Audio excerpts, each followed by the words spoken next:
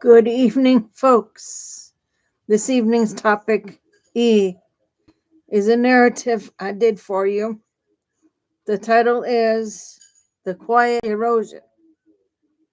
Okay, here we go with tonight's narrative I made for you.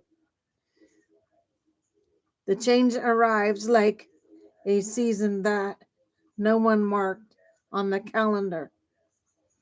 It is not sudden, it is cumulative, patient, and precise.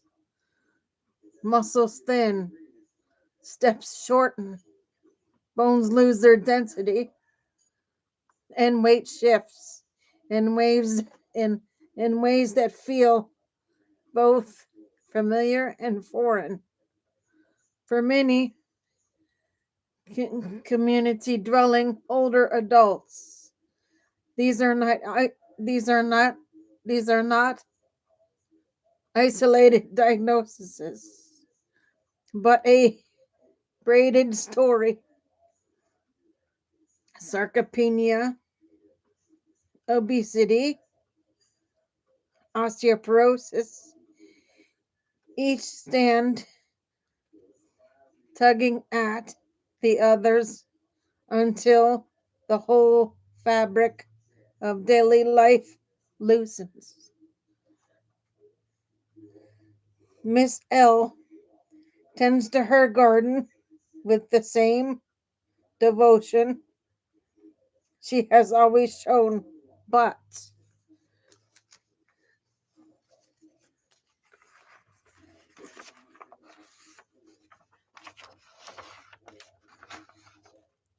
now she uses a stool and raised beds.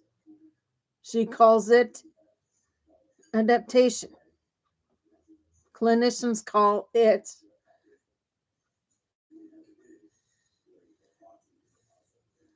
mitigation. Both names are true. The body remembers every year lived, and it speaks back through limitations, small losses, and the decisions people make to preserve meaning. Movement 1, the body's ledger. Sarcopenia writes itself into the ledger as a loss of strength and slower gait. Obesity writes itself as added load and metabolic strain. Osteoporosis writes itself as fragile scaffolding beneath the rest. Alone, each entry matters.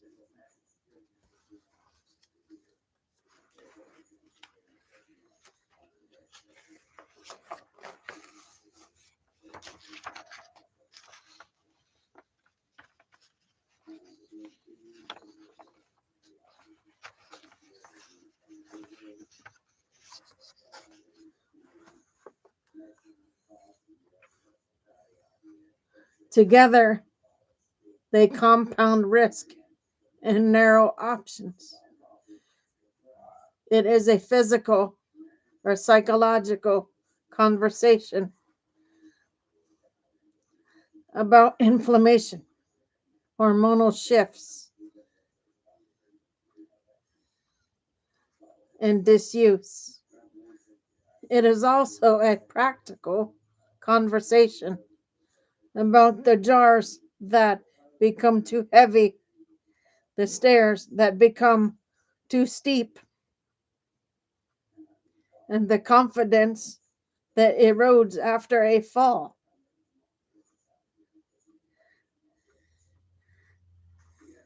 A triad reshapes functional long before it appears on a problem list. and that reshaping is what determines whether someone can remain independent in their home.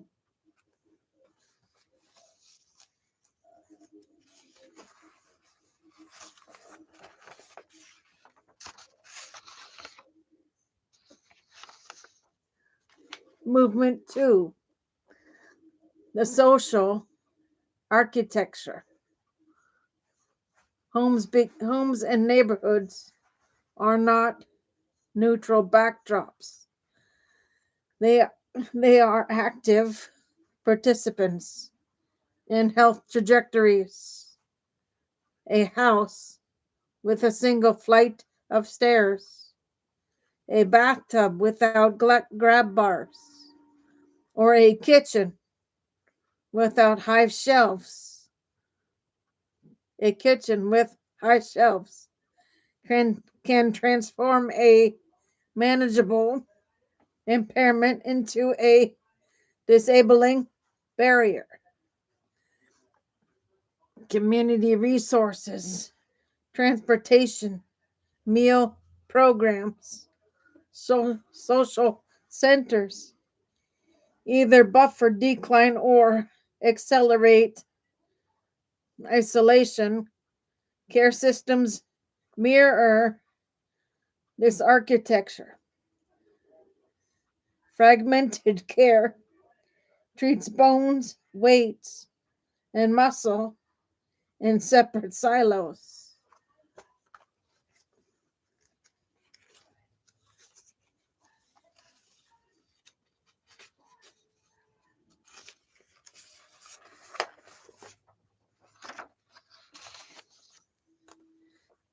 Integrated care recognizes the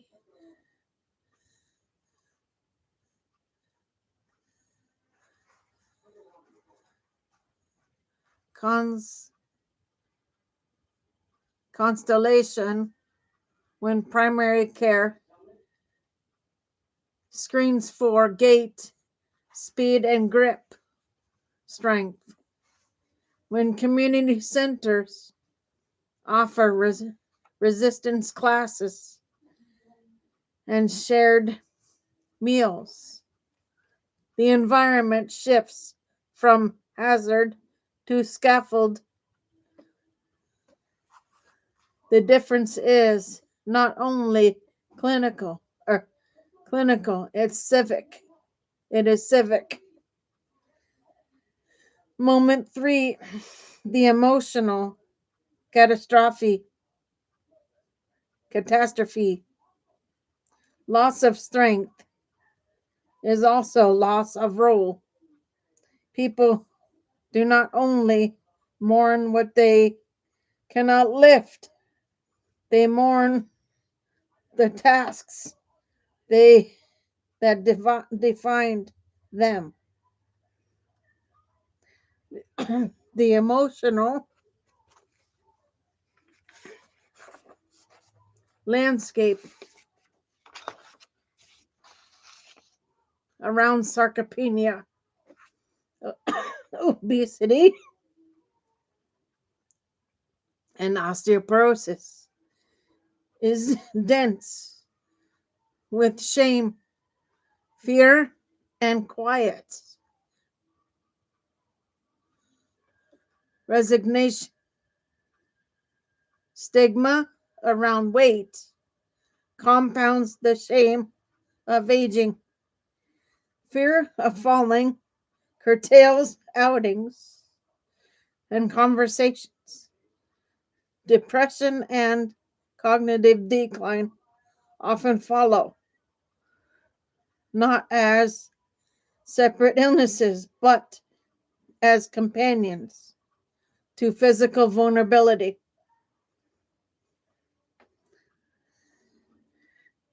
Narrative matters here. When clinicians listen for the story behind a slowed step, when neighbors notice a missed walk or a friend brings a meal, the emotional map changes. interventions that ignore mood and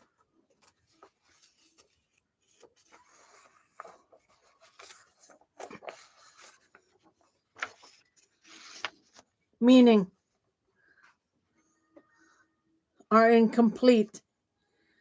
Those that attend to dignity, identity, and social connection are more likely to succeed. Movement 4: Interventions and acts of care.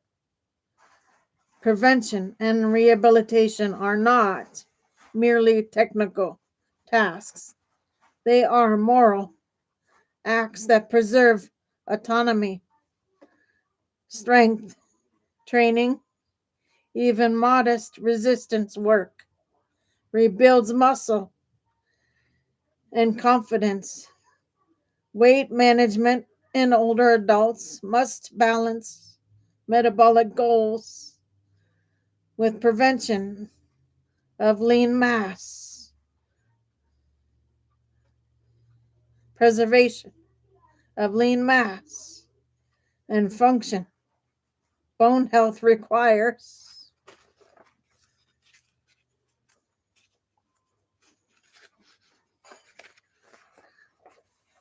attention to nutrition, vitamin D, and safe loading.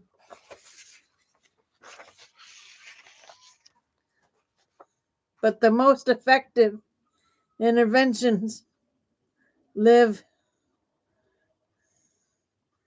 the most effective interventions are those that meet people where they live. Home-based exercise programs, community meal initiatives, transportation to group classes, and caregiver supports transform clinical recommendations into lived practice. Policy levers: reimbursement for functional screening, funding for community exercise programs, incentives for home modifications, translate individual care into population impact.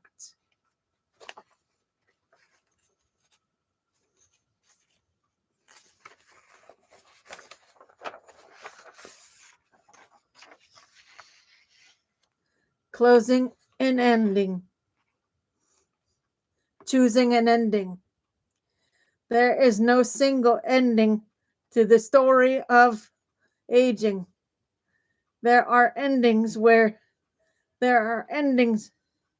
we inherit and endings we choose. The triad of sarcopenia, obesity, and osteoporosis can be a sentence that narrows life, or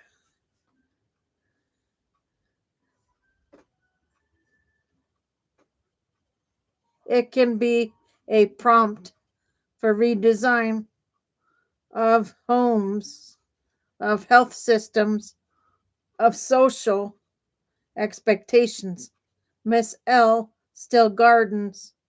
She does it with adaptations that honor both her limitations and her agency.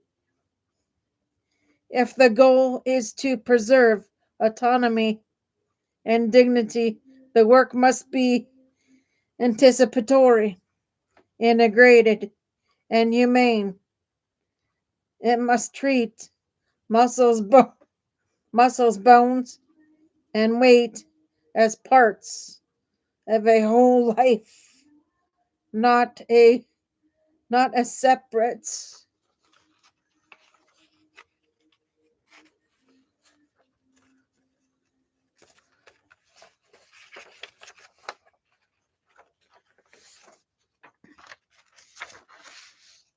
problems. Be triaged. It must invest in the quiet, cumulative interventions that keep people moving, eating, and connected. The body remembers. So do the people who care for it. The question is not whether decline will come, but how we will respond when it does. Whether we will let systems and stigma narrow the arc, or whether we will build the scaffolds that let older adults remain authors of their own days.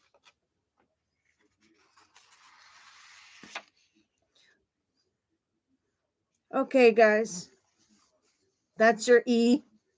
That's the extra bonus. I will be on tomorrow for shows. Until then, Gator Wellness, take care, folks.